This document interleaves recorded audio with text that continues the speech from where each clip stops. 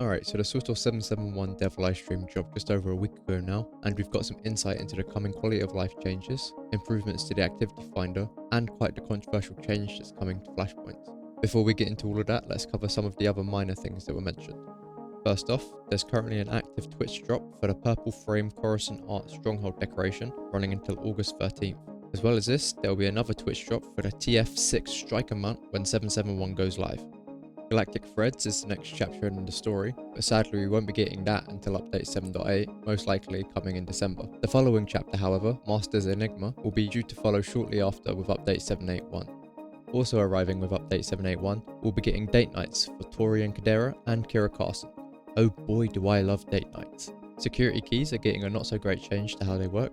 Currently, if players have a security key connected to their account, they receive 100 cartel coins for free each month. Going forward, players will only receive these cartel coins if they have logged into their account within the last 30 days. I assume this is to prevent long-time returning players with a security key having hundreds or even thousands of free passively earned cartel coins waiting for them to spend. If that's true, then that's really not a great look.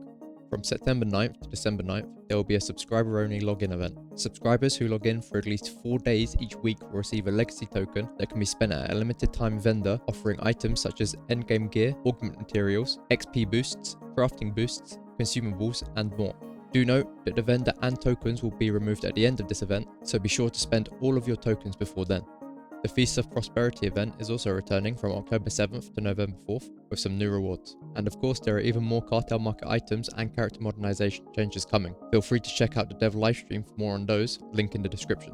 For our quality of life updates, we have some great free-to-play changes coming, including access to sprint at level 1 and speeder piloting at level 10, as well as access to companion customizations, legacy titles, rest XP, hide head slots, and more. Additionally, artifact authorization is also being removed from all items under level 80. We've also got some more combat updates coming, mostly targeting Mercenary Commando, Operative Scoundrel, Sorcerer Sage, and Assassin Shadow. Moving on to the Activity Finder, players will now be able to queue for activities as all 3 roles simultaneously, so long as their combat styles allow it. If a player queues as multiple roles, the game will assign them one of those roles depending on what is needed. Additionally, players will now finally be able to change loadouts and combat styles while queued for an activity. This means, for example, that tanks and healers queuing for Flashpoints or PvP can now swap to their DPS loadouts, complete dailies or other quests while they wait for the queue to pop. As well as this, players will no longer need to select every piece of content for an activity to be eligible for daily reward bonuses and weekly mission progress. An example of this is that there are 29 veteran mode flashpoints that players can queue for, but only 25 out of those 29 flashpoints need to be selected for players to still be eligible for a daily reward bonus and weekly mission progress. Galactic Season 9 will launch with update 771 and will have a focus on flashpoints, similar to how Season 8 was with Uprisings. The special buffs for Uprisings from last season will carry over to Flashpoints for this season, with an additional 2 new buffs being added, those being the Experimental Repulsor Field and Projectile Probes. And finally, the change that has the community divided: when queuing for Veteran and Master Mode Flashpoints via the Group Finder, all cutscenes will automatically be skipped. Now when I first heard this, I thought it was a great change. On the rare occasion that I do Flashpoints, I always want to skip through the cutscenes to get to clear as quickly as possible, but a lot of the time there's always that one guy who insists on watching them all.